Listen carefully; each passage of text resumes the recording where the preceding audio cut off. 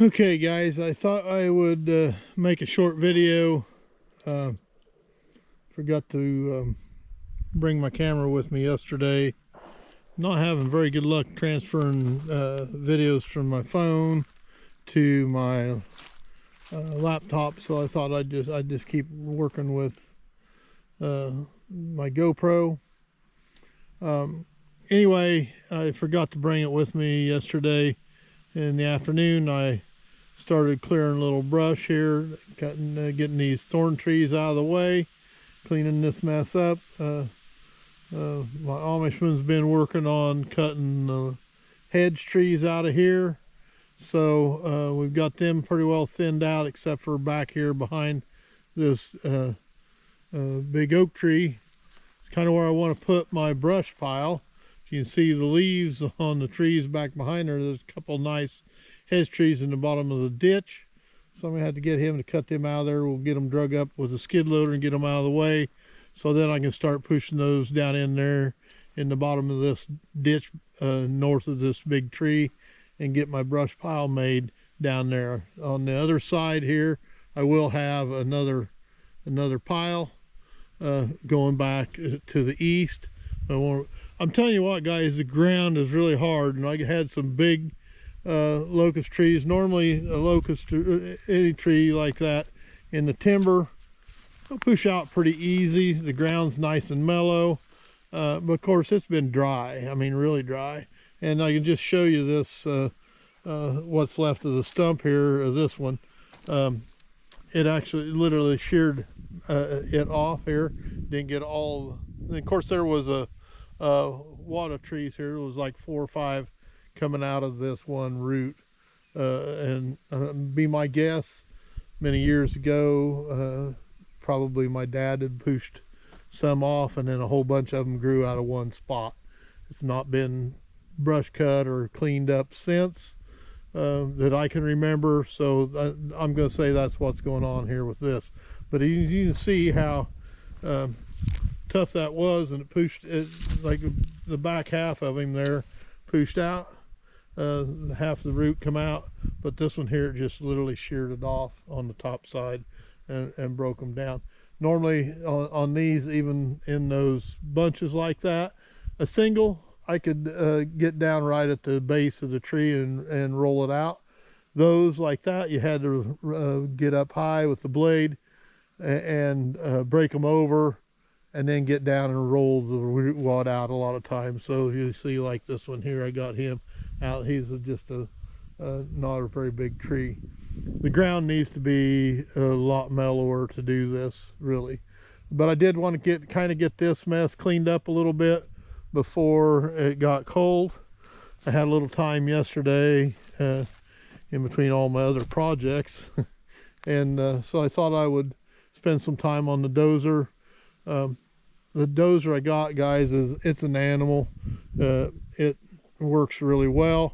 It has a couple issues, but part of its operator getting used to running it too. It seems like the cable break on the blade is pretty hard to release.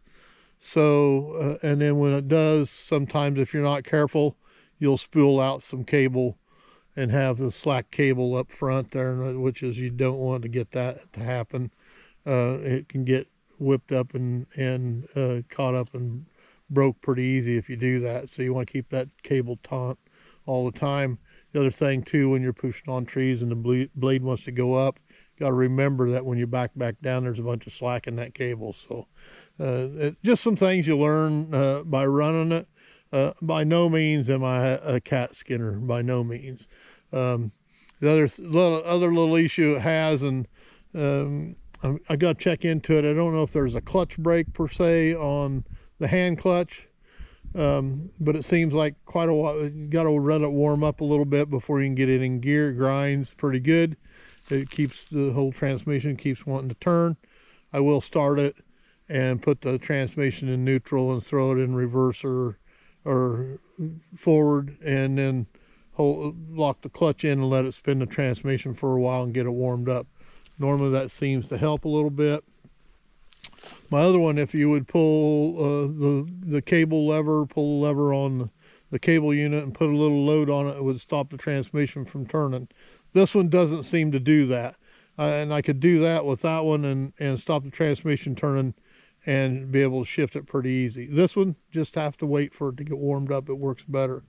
And I can tell you I could go from reverse to forward pretty good. But to go from forward to reverse, I would have to shift the transmission into neutral, then shift the forward reverse lever back to reverse, and then shift the transmission back into gear to be able to shift it. I don't know. It seems to be like the clutch is hanging just a little bit or something. I got to check into it, and I hope there's some adjustment to the hand clutch that literally has like a clutch brake when you throw the lever forward. I'm not sure about it. I got to read the book a little bit. So anyway, guys, like I said, not a cat skinner. I'm just an old dumb mechanic and farmer. So I'm getting along pretty decent. It worked pretty good. The other thing I do use my skid loader some to a little cleanup. It'd be a little better. Then when I get all done with this, I want to come up with a Rome disc or something and disc this up and cut it up and clean it up a little bit, but cut the roots some. And just like these locust trees, they will come back. Even when you break the roots off like this one, they will come back. So you got to get in here. I do have some Tordon spray. Thanks, Dad. They left me lots of that stuff. Found a nest of that here a few years ago when I was cleaning out the shed and went, holy cow, look at that. Even some granules, some Tordon pellets, which you can't buy anymore, I guess. I got some liquid Tordon also. So just a little bit to go around and spray a little on the stumps in the spring and when it's taking it up, and that'll kill it. So, but if you don't do anything, they'll grow right back. Which is what I'm pretty sure this. If you look at this stump, there was like a whole cluster of at least 3 or 4 trees right here with this stump. So, and that's why when I pushed them off there, they was in pretty hard. But anyway, guys, I just thought I'd give you a little update of what I've been doing in the last few days. We've been working on fence. My fence crew, Skylar Hopkins and his crew got my new fence in over here. You see my pile of hedge posts there. I've been kind of rounding them up and getting them around. And so I come back here this evening to get my skid loader. And then I got the bale fork on. I'll probably stick a bale of hay in the rings. The cows will eat that up again. They're getting ready for full hay feed. I'm not really ready for that. I got to haul some home. So more things to do, a lot less time to do it. So we're running out of good weather, guys. This is the last week of October. We're looking at, anytime we get past Halloween, you're running on borrowed time for weather. So I want to kind of get things rolled up and done. I got to put a couple gates in here yet, and then spend a couple days getting those bales home. I got I think 85 bales to get home. I got that 806 I bought just to put on the other end with the bale stabber on it, and unload them on the trailer, haul them over here, unload them with the skid loader. It's a lot faster with the skid loader, but I don't have 2 skid loaders, so make do with what I got. I did buy that old 806 just for that purpose. I do have a front end loader for it, but I don't have it mounted, and I don't have a front bale stabber for it. Somehow I'm gonna fix one on it. I think maybe even put a quick attachment on the front on the front of the bucket so I can quick attach it. There's somebody shooting.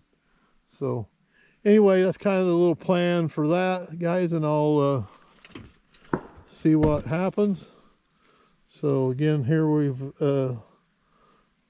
went through 9-10 minutes of jabberjawing. Again, we'll see how things go, and we'll get it going for today. See you later.